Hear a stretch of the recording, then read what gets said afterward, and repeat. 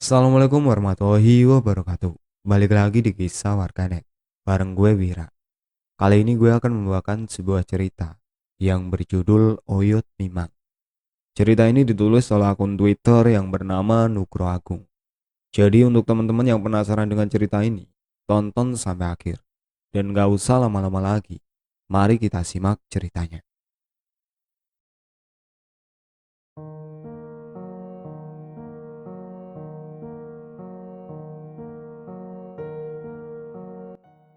Oyot Mimang.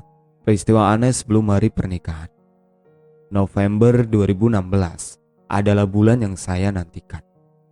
Pada bulan itu saya akan melangkah ke tahap yang lain dalam hidup saya, yaitu pernikahan. Ini sudah menjadi penantian panjang setelah 6 tahun berpacaran sejak awal kuliah. Sedangkan calon istri berada di Banjarnegara. Kondisi ini yang mengharuskan saya mengatur waktu dan acara dengan lebih cermat, menyesuaikan cuti dari kantor, dan juga mempersiapkan segala keribetan pesta pernikahan. Akhirnya kami sepakat, tanggal 14 November kita memutuskan melangsungkan akad nikah di Banjarnegara. Tanggal 20 November baru kami akan pesta sederhana di kota Tegal. Setelah itu saya memboyong istri untuk hidup bersama di Jakarta. Namun tepat 2 hari sebelum hari pernikahan, ada hal yang membuat kami hampir saja terkena musibah. Tanggal 11 November 2016, hari Jumat, saya melakukan perjalanan pulang ke Tegal, menginap 1 malam untuk beristirahat dan memantapkan jadwal acara. Esok harinya, Sabtu malam, tanggal 12 November, pukul 8 malam, saya diantar saudara saya dan sopir menuju ke Banjarnegara. Orang tua saya tidak ikut, karena sebelum hari pernikahan, orang tua belum boleh saling bertemu. Bapak mewanti-wanti, nantinya saat saya dan rombongan sudah sampai di Banjarnegara, lebih baik istirahat dulu. Setelah subuh, rombongan yang membawa saya tadi baru kembali ke Tegal. Kami berangkat dengan doa dan restu. Perjalanan dimulai dengan baik. Saya duduk di samping Pak Sopir yang sedang bekerja. Aldi dan Pak Ade duduk di tengah, sedangkan Kang Masimin ada di bangku belakang. Di perjalanan saya sempat bercerita, nantinya kita akan melewati sebuah pohon besar di Kabupaten Pemalang. Pohon itu berdiri persis di sisi kanan dan kiri jalan menuju Banjarnegara. Pohon yang menjulang tinggi mungkin 15 meter tingginya. Orang-orang sekitar menamainya randu kembar. Saya merasa kedua pohon itu seperti gerbang dan sekaligus batas antara wilayah pesisir pantai dan wilayah gunung. Tiba waktunya melewati kedua pohon itu. Saya menyarankan Pak Sopir untuk membunyikan klakson 3 kali sebelum melewatinya. Tapi Pak Sopir malah bilang, "Ah, buat apa? Jalanan sepi kok, Gung." Beliau tidak percaya hal-hal gaib. Katanya semua itu hanya tahayul. Sampai tiba-tiba dari belakang Mas Simin ngelindur. "Awas, itu banyak di atas, pada turun." Saya refleks menengok ke belakang. Yang saya lihat, Mas Simin masih tertidur pulas. Saya tanya ke Aldi, "Ada apa, Di?" Aldi juga bingung. Ya sudah, tidak ingin terlalu memikirkan. Kita fokus saja terus. Saya terus memberikan arah pada Pak Supir. Takutnya nyasar. Ada hal aneh yang saya rasakan setelah melewati pohon randu kembar. Mobil terasa berat, baik saat jalanan menanjak atau saat jalanan menurun. Baik jalan nanjak atau turun, mobil seperti sedang membawa beban yang sangat berat. Suara mesin keras, padahal mobil baru, tapi mesin seperti tidak ada tenaganya. Mobil kembali ke kecepatan normal saat masuk wilayah Purbalingga. Tengah malam sampai di Banjarnegara, disambut kembali dengan jalanan yang naik turun. Karena posisi desa calon istri hanya 1 jam dari objek wisata terkenal di Jawa Tengah. Pukul 12 malam kami sampai di Banjarnegara, masuk desa S, menyeberangi sungai besar. Jalanan terus menanjak menuju kecamatan M. Tujuan kami adalah desa P. Sebelum masuk desa, kami disambut jalanan yang hanya muat 1 mobil. Kanan kiri gelap karena kami melewati kebun salak. Salak memang menjadi komoditas di Banjarnegara, jadi tidak heran jika banyak terdapat kebun salak. Setelah menempuh perjalanan selama 1 kilo dari Pasar M, melewati kebun salak, kami sampai di Desa P, sekitar setengah 1 malam. Kami disambut saudara dari keluarga calon istri. Calon istri masih di kamar, istilahnya lagi dipingit. Nantinya saya juga tidur di salah satu rumah saudara dari calon istri. Intinya kami tidak boleh bertemu dulu, cuma berkomunikasi lewat gawe saja. Teh, kopi, dan cemilan keluar. Kami ngobrol menceritakan perjalanan tadi. Tiba-tiba Mas Simin berpamitan kepada salah satu saudara calon istri, Mas Bambang. Saya kaget, bukannya tadi Bapak sudah berpesan agar rombongan menginap sampai subuh.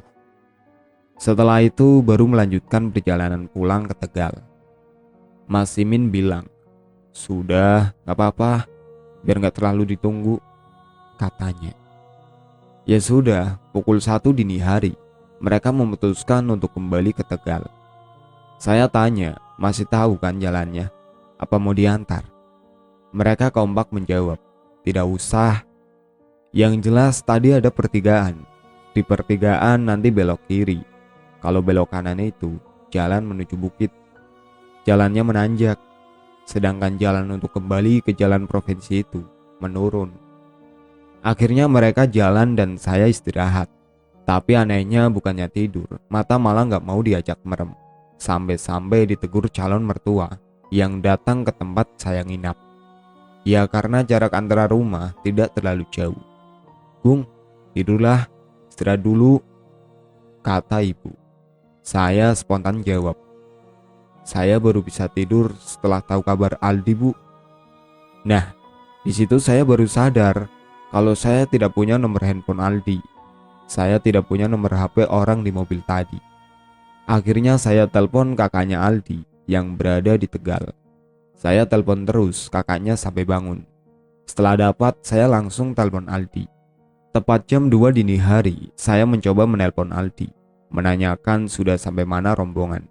Dan setelah saya telepon, Aldi bilang, "Mas, aku nyasar nih."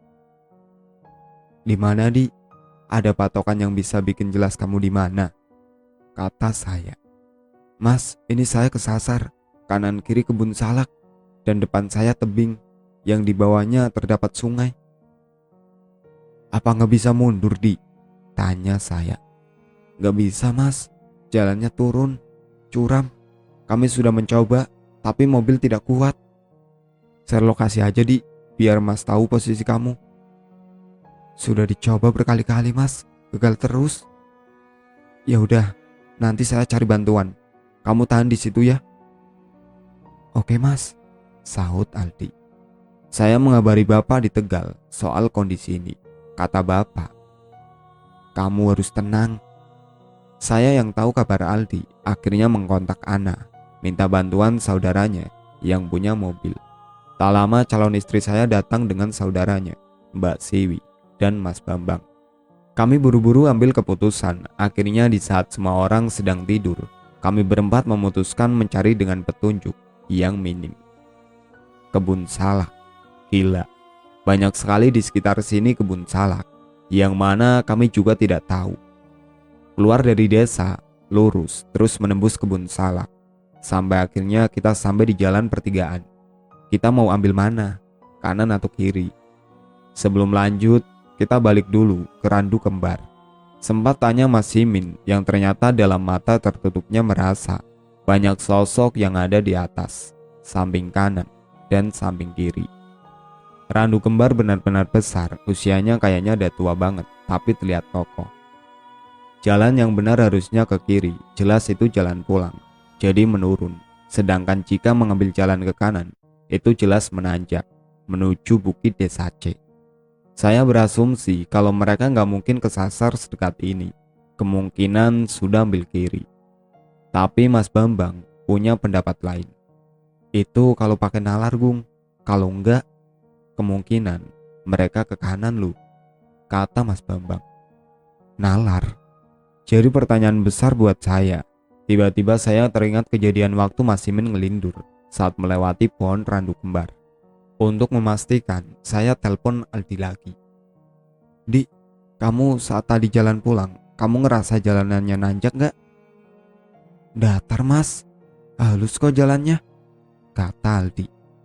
Kamu gak nemuin jalan terjal atau bebatuan?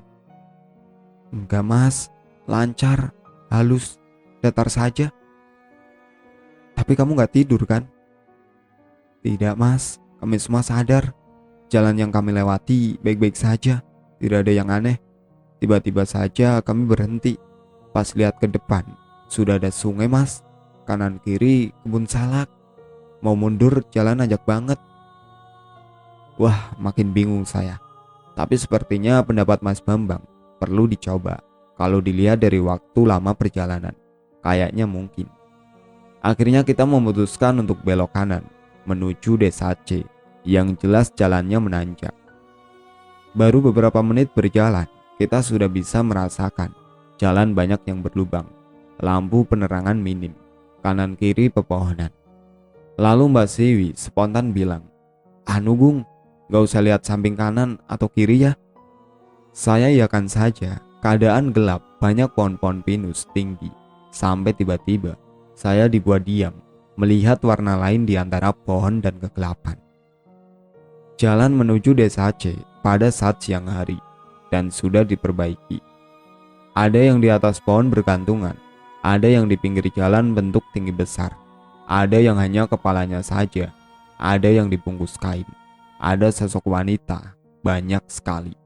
Ada yang diam menatap kami, loncat-loncat di atas pohon, tertawa, tersenyum, memainkan dahan, menangis, dan banyak bentuk dan ekspresi yang saya lihat saat itu.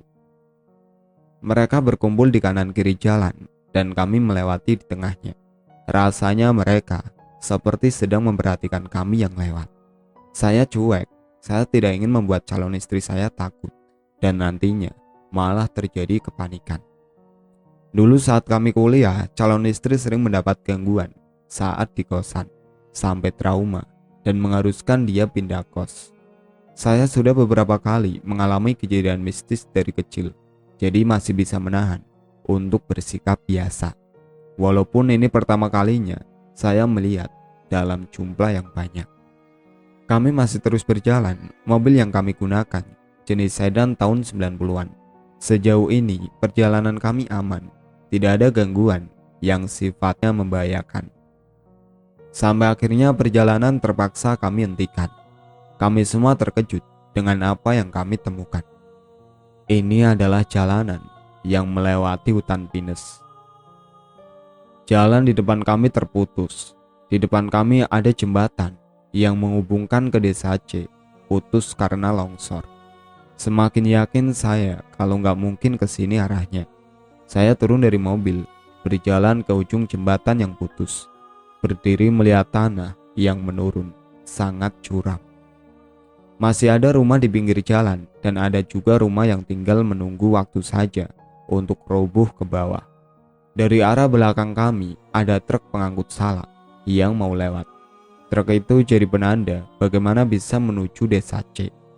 Truk itu turun ke sisi kanan jembatan, terus ke bawah, melewati bawah jembatan yang longsor tadi. Ternyata itu jalan darurat yang kondisinya sangat buruk. Jalan penuh bebatuan besar, tanah campur lumpur, dan becek. Aliran sungai sedikit dibendung agar tidak terlalu deras arusnya, dan hanya kendaraan besar saja yang bisa lewat. Saya masih terus meminta Aldi untuk share lokasi, terus dicoba. Selama kejadian, telepon yang kami gunakan adalah telepon seluler, bukan WA Cell atau yang lain. Sinyal sulit. "Gung, aku gak berani kalau harus turun, mobilnya gak kuat," kata Mas Bambang. Saya bingung. Hujan gerimis turun. Jembatan itu adalah penghubung satu-satunya desa C menuju kota. Tidak mungkin mobil saudara saya kesasar sampai desa C dengan keadaan seperti itu. Akhirnya kami memutuskan untuk berbalik arah, melewati jalan pulang. Pohon pinus dan makhluk-makhluk yang melihat kami, mau tak mau kami harus lewati, karena hanya itu jalan satu-satunya. Saat perjalanan turun, sosok-sosok yang tadi masih ada. Hanya jumlahnya tak sebanyak sebelumnya. Hanya beberapa saja yang menampakkan dirinya. "Kok mobil jadi berat banget ya?" kata Mas Bambang. "Bobotku naik kali Mas. Apa bobotmu?" Saya mencoba mencairkan suasana. Kami masih sempat senyum-senyum kecil yang sebenarnya panik.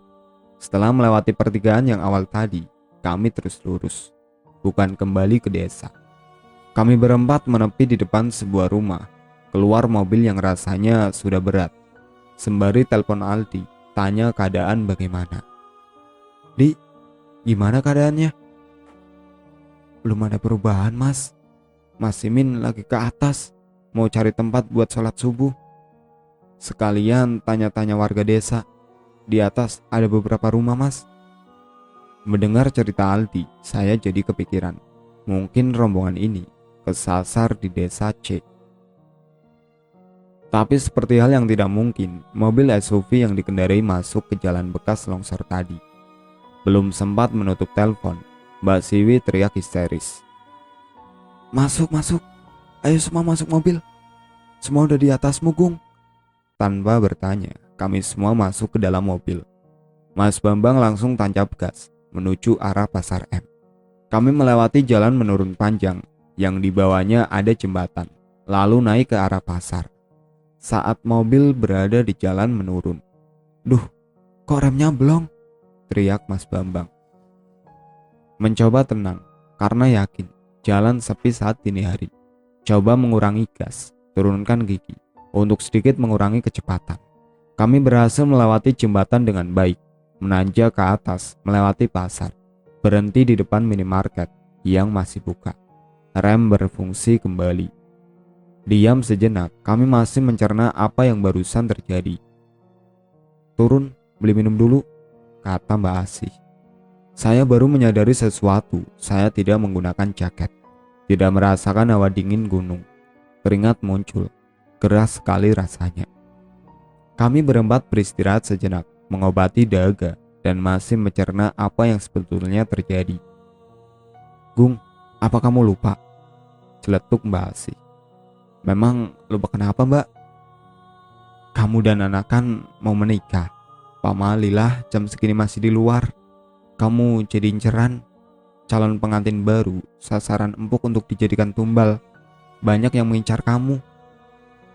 Saya cuma diam. Rasanya saya seperti dipancing untuk keluar. Bodohnya karena panik, saya dan Ana lupa kalau sebentar lagi akan menikah. Sudah begitu kami melanggar kebiasaan orang Jawa sebelum menikah. Iya, kami terpaksa bertemu karena harus mencari tahu lokasi saudara saya. Akhirnya kami memutuskan untuk pulang, kembali ke desa P. Suasana di depan rumah sudah ramai. Para orang tua langsung memberikan nasihat bahwa kami harusnya tetap di rumah. Mencoba menelpon Aldi saat selesai kumandang adzan subuh. "Halo Di, kondisinya gimana?" "Halo Mas, Mas, kami sudah tahu posisinya. Kita kesasar dan kejebak di desa C." Saya cuma bisa diam. Bagaimana jalan sehancur itu, dibilang halus. Tapi setidaknya saya lega untuk mendapatkan posisi di mana saudara saya berada. Paginya, warga dari desa P pergi menuju desa C. Jelas, saya tidak ikut. Sudah diberi peringatan keras.